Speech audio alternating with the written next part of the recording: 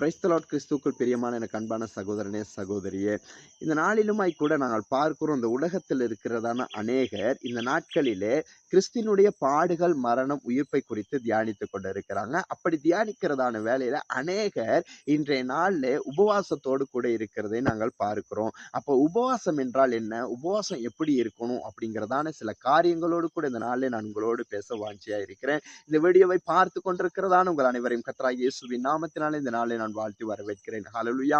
இந்த ஃபுல் வீடியோவை பார்க்கிறவங்க கீழே நான் கொடுத்திருக்கிறேன், டிஸ்கிரிப்ஷன்ல லிங்க் கொடுத்திருக்கிறேன். அந்த லிங்க்குள்ள போயிட்டு இந்த வீடியோ முழுதுமாய் பாருங்க. கர்த்தர் நிச்சயமாய் உங்களை ஆசீர்வதிப்பார். கூடுமானாலும் இந்த வீடியோவை அநேகருக்கு ஷேர் பண்ணி விடுங்க. அநேகருடைய வாழ்க்கையில இந்த வீடியோ ஒரு ஆசீர்வாதமா இருக்கும். ஆமென். இந்த வீடியோவை தொடர்ந்து பார்க்க விரும்புகிறவர்கள் சப்ஸ்கிரைப் பண்ணி கொள்ளுங்க. நான் போடுகிற வீடியோ உங்களுக்கு தொடர்ந்து வர கர்த்தர் கிருபை பாராட்டுவார். ஆமென். ஹல்லேலூயா, ஹல்லேலூயா.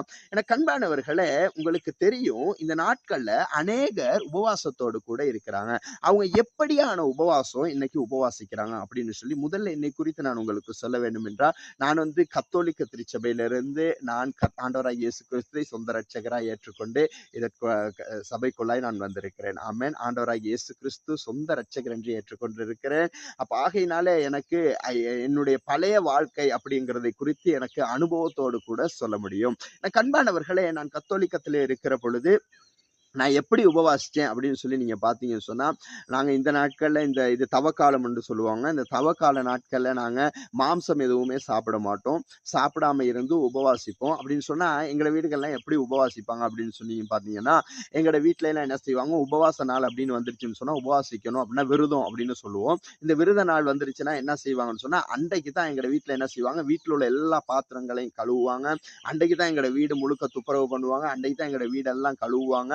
அப்படி எல்லாம் கழுவிட்டு எங்களோட வீட்டுல சமைக்க தொடங்குவாங்க. அப்ப சமைக்க தொடங்குனாங்கன்னு சொன்னா எப்படியுமே 2-3 மணி ஆகிரும் சமையல் முடியறதுக்கு. அன்றைக்கு தான் விதவிதமா சமைப்பாங்க. சமைச்சு எல்லா சாப்பாடும் செஞ்சு வச்சுட்டு என்ன செய்வாங்க அப்படின்னு சொன்னா, ஒரு 1:30 மணி 2 மணியை போல போயிட்டு ஜெபத்துக்கு இருக்கிற புத்தகங்கள் எல்லாம் வாசிப்பாங்க. வீட்டுல நிறைய புத்தகங்கள் இருக்கும். எங்களோட வீட்டுல எங்க அம்மா என்ன செய்வாங்க, அந்த புத்தகங்கள்லாம் வாசிப்பாங்க.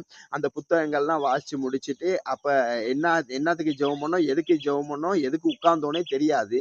ஆனா அர்த்தமே இல்லாம உட்கார்ந்துருப்போம். எல்லாம் புத்தகம் எல்லாம் வாசிப்பாங்க. வாசிச்சுட்டு வீட்டுக்கு நல்லா விளக்கெல்லாம் பத்த வச்சு, சாம்பிராணி எல்லாம் போட்டு, மெழுகுவர்த்தி எல்லாம் பத்த வச்சு, இப்படி எல்லா காரியமும் செஞ்சு முடிச்சுட்டு அப்ப அன்னைக்கு ஒரு 1/2 மணி தியாலம் கர்த்தருடைய சமூகத்துல இருப்பாங்க. அன்னைக்கு ஜெபம் பண்ணி முடிச்ச பிற்பாடு என்ன செய்வாங்கன்னு சொன்னா, வாழை இலை கொண்டு வந்து அந்த வாழை இலையை போட்டு எங்க எல்லாத்தையும் உட்கார வச்சு எல்லாத்துக்கும் சாப்பாடு கொடுப்பாங்க.